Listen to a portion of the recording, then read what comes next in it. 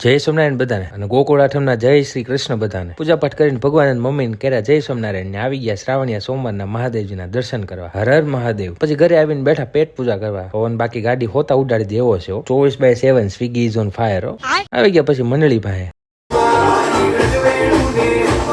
તેને બાપુને અખંડ મોજ. ઢેલ ઢીપાઈ ગઈ આપડી. કંટાળામાંથી છુટકારો મેળવવાનો રામબાણ ઇલાજ એટલે કામ.